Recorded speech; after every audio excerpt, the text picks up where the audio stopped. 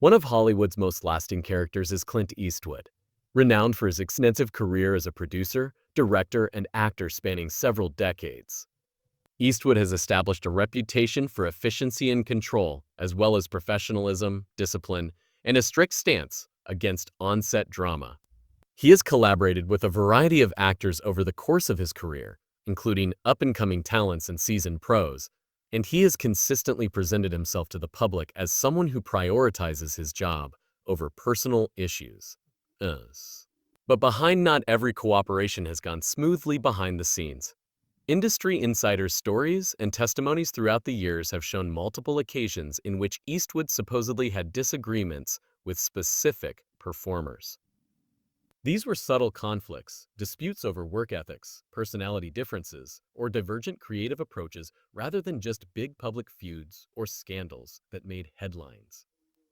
Relationship tensions, or the choice to forego further cooperation, were the results of these alleged problems in certain instances. According to a number of testimonies and industry sources throughout the years, Clint Eastwood had several tense or contentious professional relationships. Rawhide's breakthrough from the Depression era, one of Hollywood's most enduring and significant personalities, Clint Eastwood was born in San Francisco, California, on May 31, 1930. He arrived when the Great Depression was at its worst, when millions of American families were suffering greatly. Suffering greatly. This period of economic hardship influenced Eastwood's early years. The family moved about California a lot in pursuit of employment and stability, and his father worked at a number of different occupations. Young Clint learned the importance of independence and quiet tenacity from these early experiences, traits that would later play a major role in his on-screen demeanor. Eastwood had a rather normal and grounded upbringing, in contrast to many Hollywood actors who have theatrical or performance-oriented backgrounds. He didn't grow up in a household that supported aspirations of stardom, nor was he attracted to the limelight as a young child. Eastwood, on the other hand, lived a quite modest life and was better at athletics than in school. He stood out due to his height, athleticism, and independence, yet in his early years, he was anything from a conventional performance. To make ends meet after high school, Eastwood worked at a number of jobs. He held jobs as a grocery store clerk, a steel worker, a lifeguard, and a forest firefighter. These encounters kept him grounded and instilled in him a strong work ethic. They were also a precursor to his pragmatic disposition. Someone who thought that no matter how lowly the start, one should earn one's way. A Hollywood career wasn't even considered at this point. When Eastwood was inducted into the U.S. Army during the Korean War in the early 1950s, his life took an unexpected turn. Eastwood was assigned to Fort Ord, a military installation in California, in contrast to many men who were deployed abroad to fight.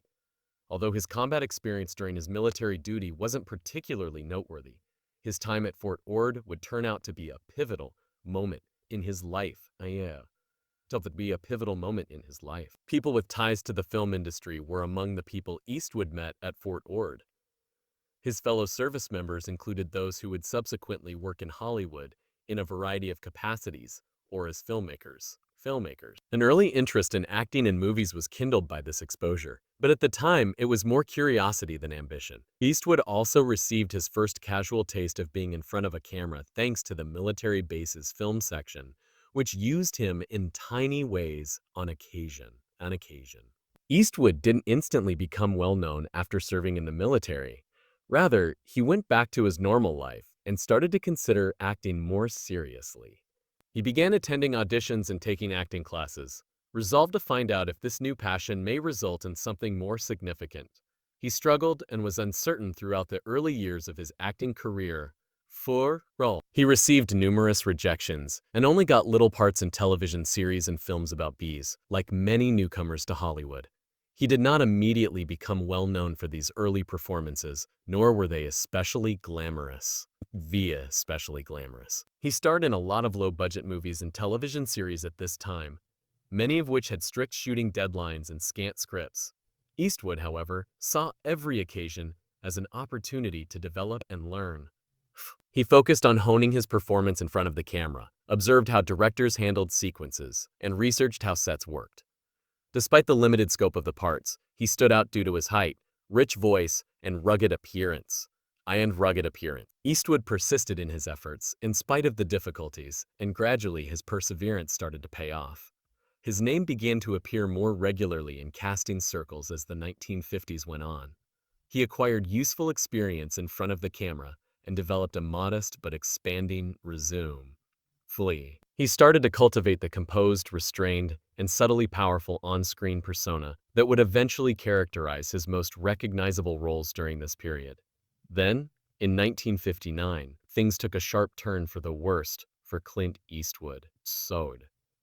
He was chosen to star in Rawhide, a television western that would go on to become a huge hit.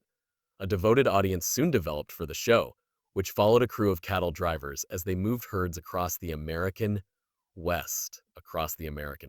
Eastwood portrayed Rowdy Yates, a youthful, impetuous cowhand who frequently had to learn lessons the hard way. Despite initially not being the main character, Eastwood's role became increasingly significant over time as a result of his captivating on-screen persona and rising recognition among audiences. One of the most watched TV westerns of its time, Rawhide aired for a number of seasons. For Eastwood, the show was more than simply a standard salary. In the entertainment industry, it was his first big break. He made appearances in homes all around the nation week after week, becoming well-known and gradually accumulating a following. He was able to go from small supporting roles to a well-known presence in American homes, covert affairs, and hidden children thanks to the role. Clint Eastwood's early career, which spanned the 1930s through the 1950s, prepared the way for his rise to prominence in Hollywood. Additionally, his breakthrough performance on the television series Rawhide had brought him international acclaim by the end of the decade. Eastwood's career continued to flourish as he entered the 1960s, particularly as he made the switch from television to film. But while his stern, austere manner and meticulous work ethic essentially shaped his public profile, his private life in the late 1960s started to garner notice for a very different reason. Behind the scenes, Eastwood was juggling a number of intricate and frequently contentious personal issues, especially those pertaining to his family and romantic relationships. Eastwood's private life was far from solid during this period, notwithstanding his 1953 marriage to Maggie Johnson. He had several extramarital affairs, some of which produced offspring. The specifics of these connections, as well as the identities of some of his offspring, were kept secret for many years. Eastwood was very private about these issues, and information only slowly leaked out, frequently through media publications or follow-up interviews. The intricacy of his personal choices and his disciplined professional demeanor were in stark contrast during this time of his life. For Eastwood, the late 1960s was a crucial period in a number of ways, with parts that would later make him a global star, especially in Western films that reinvented the genre. He was starting to garner attention on the international scene. Managing his personal relationships became more and more challenging. His extramarital affairs during this period were not isolated episodes. Rather, they were a part of a larger trend that would influence how his personal life was discussed in public for many years to come. Even though he was married, Eastwood had a lot of relationships with women during this time, some of which lasted for a long time. Because Eastwood was a private person, and the entertainment business at the time frequently avoided disclosing the personal lives of its stars, these relationships were mostly kept out of the public view at the time. However, these decisions would soon come up again, sparking a broader discussion about how Eastwood's behavior in real life differed from his on-screen persona. Another level of intricacy was introduced by the fact that some of his affairs produced children. In a number of cases, the existence of these children was not made public for many years, which resulted in conjecture and media coverage long after the relationships were over. Man with No Name, directed by Sergio Leone, was a controversial film and a 1970s phenomenon. Adding to the complexity of Clint Eastwood's personal life, the late 1960s saw a significant shift in his professional career that catapulted him into international fame and solidified his status as a timeless figure in the history of film.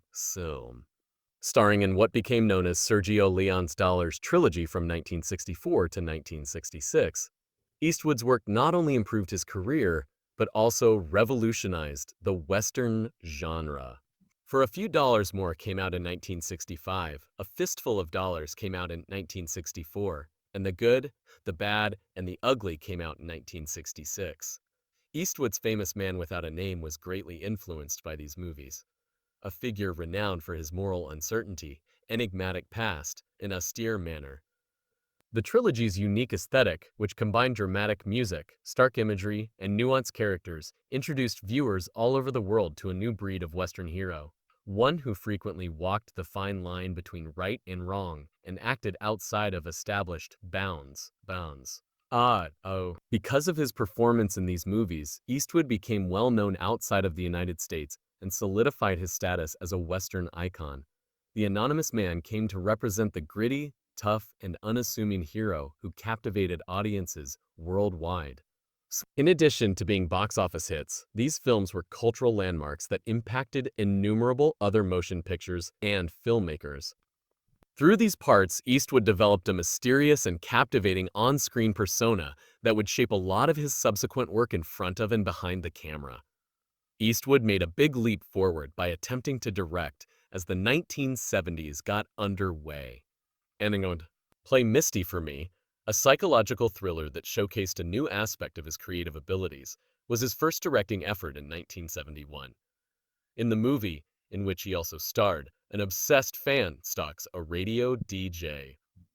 With this effort, Eastwood made the leap from actor to director and shown his passion for delving into intricate storylines and characters. His direction laid the groundwork for a successful career behind the camera and showed a sharp sense of tension and narrative. In the same year, Eastwood played Inspector Harry Callahan, a tough, no-nonsense San Francisco police officer renowned for his unconventional tactics, in the movie Dirty Harry, which would go on to become one of his most well-known and defining roles. Eastwood introduced a novel form of antagonist on the screen. The character, who embodied the frustrations of a society struggling with crime and justice at the time, was tough, tenacious, and unyielding. Dirty Harry wasn't without controversy, though. Critics claimed that the movie exalted vigilante justice and police brutality, which sparked discussions about law enforcement, morality, and how violence is portrayed in movies. In spite of this, or maybe because of it, the movie struck a deep chord with viewers, turning into a box office success and solidifying Eastwood's status as a prominent Hollywood figure. Eastwood maintained this momentum throughout the 1970s, successfully juggling his acting and directing careers. His reputation as a filmmaker who was not scared to take on difficult subjects and characters was further cemented by the numerous films he starred in and directed. One of the most notable of these was the 1973 Western High Plains Drifter, which blended moral complexity with mystery. Against the backdrop of the American Civil War, The Outlaw, Josie Wales, 1976, and Escape from Alcatraz, 1979, examined themes of justice, redemption, and retribution. Eastwood's increasing mastery of narrative and cinematic technique was evident in each of these films. With its emphasis on flawed characters and harsh settings, High Plains Drifter demonstrated Eastwood's willingness to tackle darker, more ambiguous stories. The tone of the movie, which focused on moral ambiguity and the effects of violence, was far gritty compared to traditional Westerns. Eastwood's writing would grow to be known for its thematic intricacy. With The Outlaw, Josie Wales, Eastwood took on the role of a reluctant hero who is lured into a personal quest for justice. The picture mixed action with deeper emotional and ethical problems, reflecting Eastwood's interest in more nuanced storytelling, claims of control, the Sanderlock case, and a covert power struggle behind the camera. Following Clint Eastwood's considerable ascent to prominence in the 1960s and 1970s, defined by his iconic parts in Sergio Leone's Dollars trilogy and his developing name as a filmmaker with films like Play Misty for Me, Dirty Harry, and The Outlaw Josie Wales, a new chapter of his life began to develop as the decade came to a close, while his public image continued to be established by the strong, independent characters he portrayed and the critically acclaimed films he supervised. His private life became increasingly scrutinized. particularly on how he conducted himself in personal relationships. Throughout the late 1970s and into the 1980s, a series of events surfaced that depicted a more nuanced image of the man behind the camera and the screen, free. Allegations began appearing, though not well published at the time, about Eastwood being domineering and manipulative in his sexual relationships, especially with women he either dated or directed. These difficulties stayed mostly in the background during that era, in part due to the ethos of Hollywood, which often enabled personal matters of influential persons to remain private. However, the complexities of these relationships would subsequently come to light, revealing tensions that stood in stark contrast to the controlled and calculated character Eastwood exhibited on film. The most famous and consequential of these relationships was with Sandra Lokach, an actress and filmmaker who had been a prominent presence in Eastwood's life for over a decade. The two originally met while filming The Outlaw Josie Wales, and quickly began a personal and professional relationship that would span several films, including The Gauntlet, Every Which Way But Loose, and Bronco Billy. Their connection appeared to be fruitful and supportive in the public eye. But according to Latch, the private reality was far more convoluted. In 1989, their long-term relationship came to a dramatic and controversial conclusion when Latch filed a palimony action against Eastwood after he reportedly forced her out of the home they had lived for years. The case brought to light matters that had previously stayed hidden, marking a dramatic change in the public's perception of Eastwood's private life. Locke's case involved more than just a broken personal relationship. It also has to do with professional harm. By arranging a production deal at Warner Brothers that turned out to be a fake and purposeful attempt to block her career, she claimed that Eastwood had intentionally harmed her directorial career. According to reports, the development agreement never resulted in any successful initiatives, and Loach subsequently claimed that it was only a ploy to prevent her from going after legitimate career prospects. The public's view of Eastwood was given a fresh perspective by this accusation of professional sabotage, which also made it unclear how much his personal influence may have affected other people's careers in the background. These allegations pointed to a pattern of conduct that beyond interpersonal conflicts and entered the sphere of professional dominance, where Eastwood allegedly exploited his position in the industry to shape the lives of others, especially women with whom he had close relationships. Political blunders, film backlash, secret children, and persistent criticism regarding representation. The circumstances surrounding Clint Eastwood's career and personal reputation grew more complicated as the 1990s rolled around. Eastwood, who had already been embroiled in public scandals and court battles in the previous decades, was now under increased public scrutiny. Reports of several children born from partnerships he had kept secret for years were among the other revelations about his private life that the media started to uncover. These disclosures fueled an expanding public discussion on the seeming inconsistencies between Eastwood's professed morals and his real personal decisions. Through his cinematic performances and public demeanor, Eastwood has frequently been linked to conservative values and traditional masculinity. However, his private life appeared to contradict that narrative. The discrepancy between his on-screen support of responsibility, order, and personal accountability and his private life history of complicated relationships, extramarital affairs, and children whose existence had been concealed from the public was noted by critics and observers. The difficulties of balancing private and public lives were highlighted at this time, particularly for individuals with significant influence in entertainment and cultural discourse. As a producer and director, Eastwood was still a major player in the movie business by the turn of the millennium. He directed the highly regarded drama Mystic River in 2003, which received significant acclaim and nominations for Academy Awards. But the movie also caused criticism, especially because of how it dealt with violence and trauma. Critics claimed that Mystic River used violence as a narrative device in ways that were unnecessary or deceptive, and that it glamorized masculine trauma. Although the picture received accolades for its strong acting and direction, this critique prompted more serious questions about how Eastwood's films handled delicate subjects and whether they perpetuated problematic or out-of-date cliches in the name of gritty realism. Food. Million Dollar Baby 2004, another highly acclaimed film that won several Academy Awards, including Best Picture and Best Director, was released by Eastwood the following year. With its euthanasia plot, the movie became the focus of a heated ethical controversy despite its praise.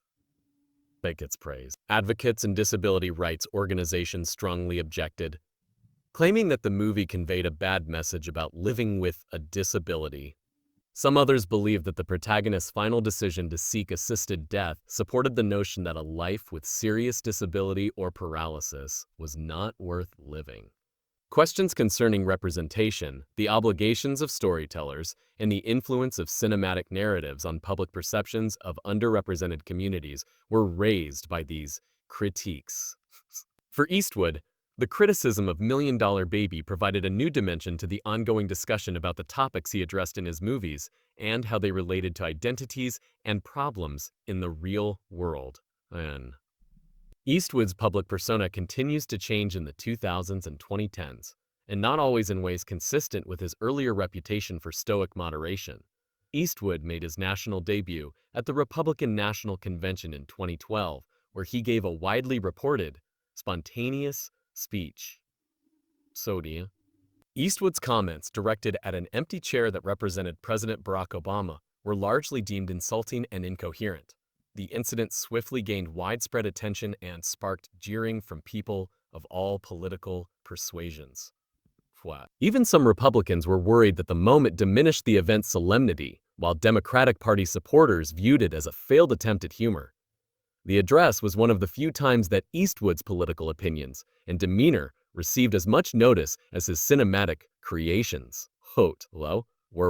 His legacy was diminished by the episode, according to critics, who suggested that the haphazard performance was in contrast to the strong and collected persona that viewers had been accustomed to seeing throughout his multi-decade career. Clint Eastwood publicly detested working with these 5 actors. Hollywood heavyweight Clint Eastwood, renowned for his iconic roles and skillful directing, has long been respected for his straightforward and effective method of filmmaking. Beneath his illustrious career, though, is a reputation for being infamously harsh on set, particularly with actors. Some have found his manner challenging, even disagreeable, yet many admire it for its decisiveness and clarity. Eastwood apparently didn't enjoy working with some actors more than others throughout the years.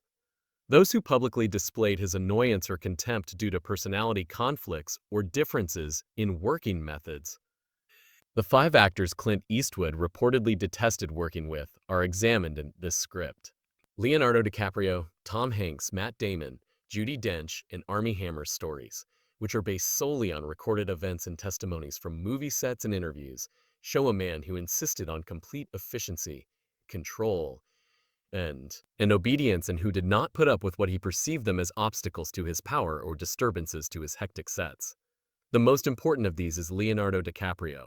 In 2011, Eastwood and DiCaprio collaborated on the film J. Edgar, in which DiCaprio played the contentious FBI director, J. Hoover Edgar. DiCaprio is renowned for his painstaking preparation and methodical approach, frequently requesting several takes to ensure his performance is flawless. On the other hand, Eastwood has consistently advocated for a rapid, efficient shooting method, favoring real performances in 1 or 2 takes with minimal repeat. Eastwood reportedly became weary of DiCaprio's insistence on more takes throughout the shoot. In order to improve his performance, DiCaprio once requested a second take of a scene. In addition to saying no, Eastwood made the icy choice to end the day's filming. This gesture spoke a lot. It was obvious that Eastwood would not put up with actors who slowed down production or disagreed with his approach. According to on-set sources, the tension was evident, and Eastwood's annoyance suggested a deeper distaste for DiCaprio's perceived reluctance and perfectionism. DiCaprio was one of the few actors Eastwood publicly detested working with because of the 2 men's diametrically opposed working styles. Tom Hanks, who is considered by many to be one of Hollywood's most adored performers, comes next on the list. Hanks played Captain Chesley Sully Sullenberger, the pilot who memorably landed a damaged plane on the Hudson River in Eastwood's 2016 film Sully. Despite the film's popularity and the mutual respect between the two men in the profession, Hanks has been open about Eastwood's strict and uncompromising directing approach. He once compared Eastwood's handling of performers to that of horses on an old Western film set, implying a severe, unyielding style that put efficiency ahead of comfort. Although Hanks did not explicitly accuse Eastwood of being hostile, his remarks suggest that Eastwood's impatience and emotional detachment characterized their working relationship. Eastwood's dislike for actors who did not quickly adapt to his fast-paced filming schedule is shown by Hanks's experience. Some actors felt alienated by the director's predilection for short takes and fast setups, which left little opportunity for conversation or teamwork. This relationship suggests that Eastwood was prone to become irritated with performers who didn't instantly mesh with his efficient production methods. Matt Damon was likewise subjected to Eastwood's strict directing style while collaborating on the 2009 movie Invictus. Damon had to be both subtle and forceful in his portrayal of rugby captain Francois Pienaar. Despite his reputation for professionalism and flexibility, Damon was unable to avoid Eastwood's piercing impatience. In an effort to enhance his portrayal, Damon asked for a second take of a scene during production. Rather than offering encouragement, Eastwood retorted with a direct and contemptuous query. "You want to waste everyone's time, but why?" It was clear from this debate that Eastwood did not tolerate actors who seemed to slow down the production or dispute his choices. The impression of a director who insisted on complete and unquestioning obedience to his vision was reinforced by Damon's later observations, which characterized Eastwood's manner as successful but occasionally awkward. The reaction Damon got conveyed not only frustration but also a sincere distaste for performers who questioned Eastwood's authority or interfered with his productive workflow. During the production of J. Edgar, Judi Dench, one of the most renowned actresses of her period, witnessed firsthand Eastwood's domineering style. Dench's description of the filming exposed a somewhat shocking feature of Eastwood's aesthetic. He frequently shot sequences without prior planning or explicit notice. Dench explained how, presuming that the cameras were not rolling, she and DiCaprio were speaking informally on set when she discovered that the moment had already been recorded. Although this method might result in organic performances, it also made actors like Dench feel uncomfortable and devalued. It was claimed that Eastwood prioritized inadequacy over actor comfort or readiness by eschewing conventional framework and practice time. For actors used to a more cooperative setting, such treatment may come out as contemptuous, even icy. Dench was another performer who Eastwood found difficult or didn't enjoy working with, and her control and disrespect for the actor's expectations probably led to their tense relationship. The incident involving Armie Hammer and J. Edgar also demonstrates Eastwood's directorial style, which is straightforward and occasionally careless. Hammer disclosed that, even when the performers were not entirely prepared or were still clutching scripts, Eastwood regularly incorporated rehearsal footage into the final cut. Hammer described a scenario in which he was still reading lines during what he believed to be a rehearsal, only to find out later that the take was really utilized in the film. Although this method is effective in Eastwood's opinion, it shows a lack of respect for the performer's preparation and the conventional filmmaking process. This was a clear indication to Hammer that Eastwood prioritized his own instinct and quickness over the actor's comfort or performances. The idea that Eastwood was irritated and distasteful of actors who did not instantly fit his methods or expectations is further supported by this attitude, which can be seen as a lack of tolerance and respect. Asians listed.